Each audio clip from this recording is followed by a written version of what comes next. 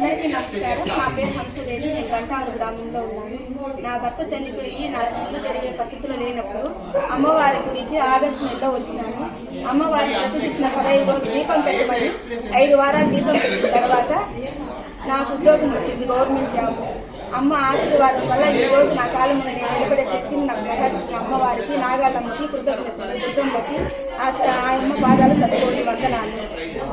2021 నాగాలమ్మని ప్రతిష్ఠించినారు, 22 దుర్గమ్మను ప్రతిష్ఠించినారు, 23 శ్రీచక్రం పెట్టినారు, 24 వచ్చి శివయ్యని మహంకాళేశ్వరిని పెట్టినారు.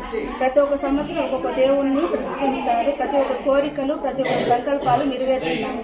ఇక ప్రతి నెల అమావాస్య పూజలు, కోలాట పూజలు, గోపూజ, ప్రదోష పూజలు అన్ని జరుగుతున్నాయి. సంకట పూజలు జరుగుతున్నాయి. ప్రతి ఒక్కరు రావాల్సిందిగా ఆశీర్వాదం, నాగాలమ్మ దీవెనలు తీసుకునే ఆశీర్వాదం కోరుకుంటున్నాను.